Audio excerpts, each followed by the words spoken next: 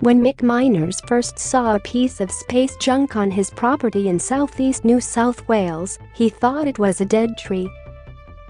But the 2.7 meters tall charred metal object, which pierced the ground and stood almost upright, turned out to be part of a SpaceX spacecraft.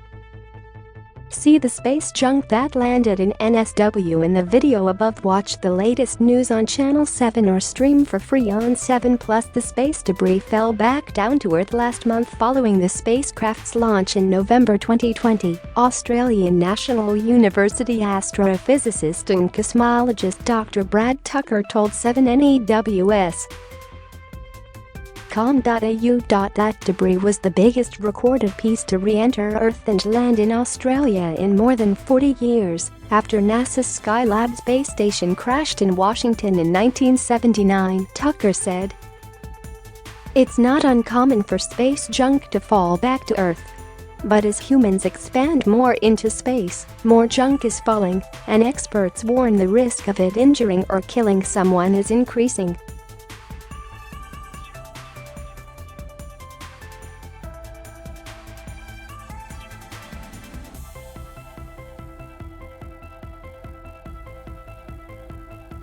Weeks later, on July 25, farmer Miners and his neighbor Jock Wallace found space debris on their remote properties.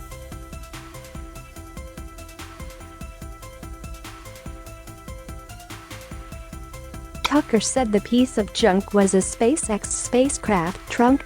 So this is the bottom part of the capsule that astronauts take into space, he said. The astronauts don't sit there, but it has a whole bunch of equipment and things like that for the flight. And as they're about to enter the Earth, they dump that part into space. They don't want it to affect their flight, so it just gets left behind as space junk floating around. Tucker said the debris measured about 2.7 meters tall and weighed about 20 kilograms, 30 kilograms. When it hits the ground, it's surprisingly not that fast, Tucker said. The trunk enters the Earth's atmosphere at about 25,000 kilometers per hour, and in doing so it breaks apart, and that's where most of the energy is lost. Then those pieces free fall to the ground. So, still, it hits the ground fast, but not 25,000 kilometers per hour fast. The debris remains on the farmers' properties and will stay there until SpaceX decides what to do with it. It is still in the ground, Tucker said. SpaceX may want it back.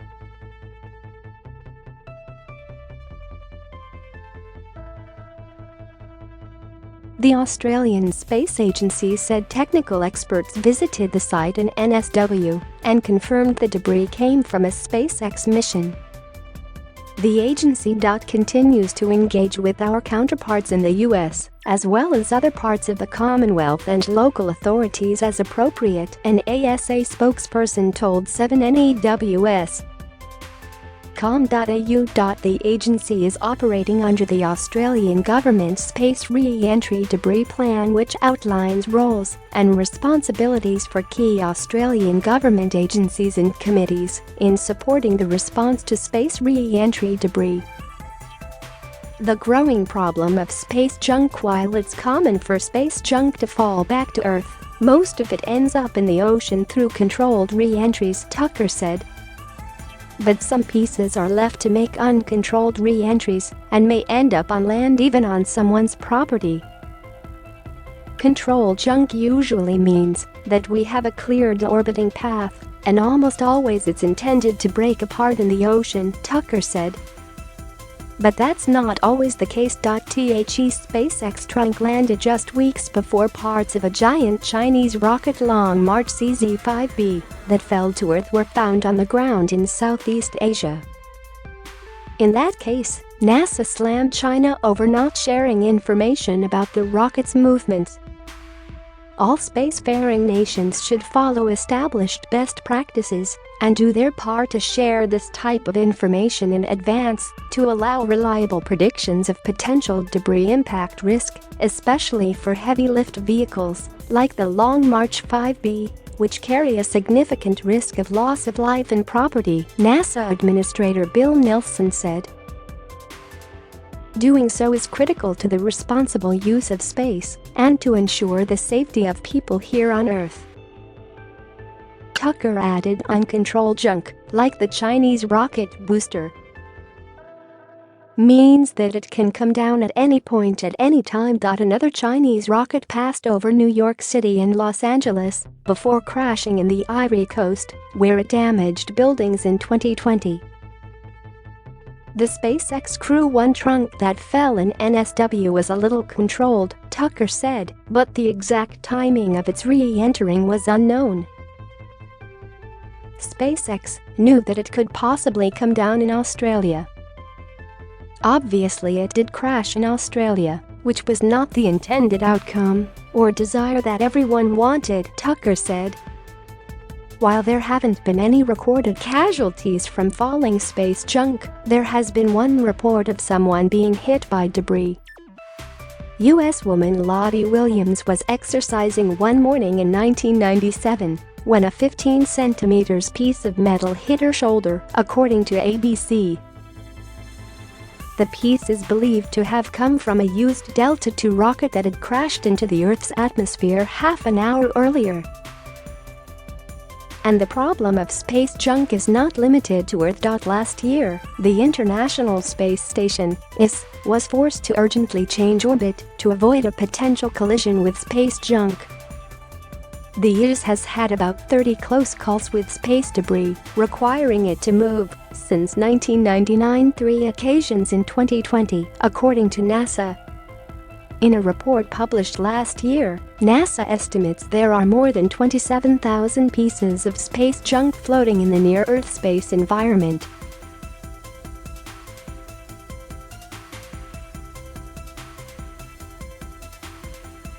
Since both the debris and spacecraft are traveling at extremely high speeds,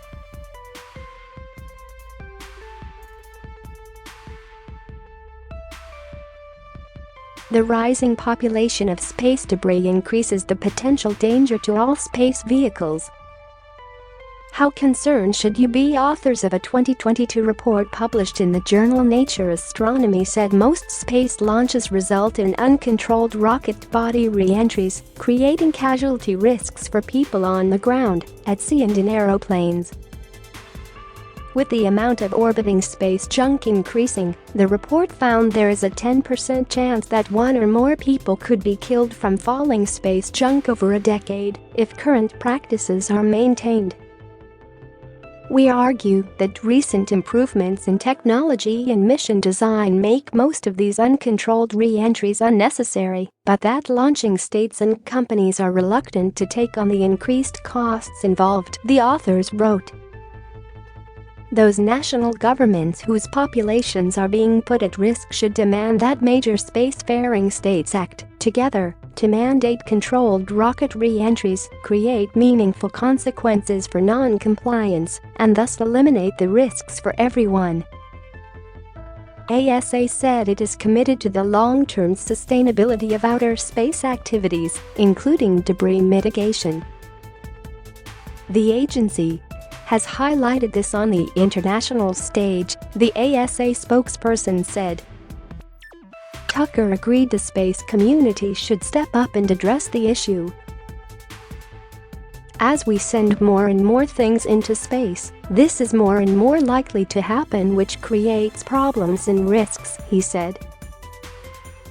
It's not something I would lose sleep over, but it's a problem. The space community probably need to do better so that we have a better understanding and control of our space junk.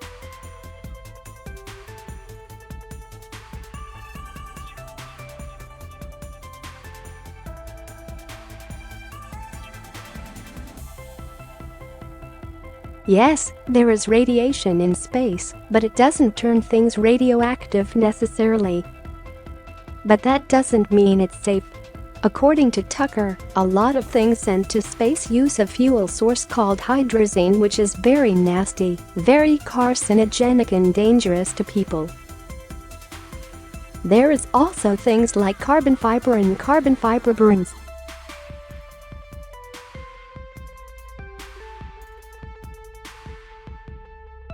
In the SpaceX trunk case, it had been sitting outside for weeks in the wind and rain, so all those bits would have blown off. ASA said, if anyone spots any further suspected space debris, they should not attempt to handle it or retrieve it. Anyone who finds it should contact the SpaceX debris hotline at 1-800-66-623-0234 or at recovery@SpaceX. And finally, thank you all for watching the video. Please like and comment your opinion so we can discuss together. Don't forget to subscribe, press the bell to follow and update many other interesting news. See you in the next videos. Goodbye.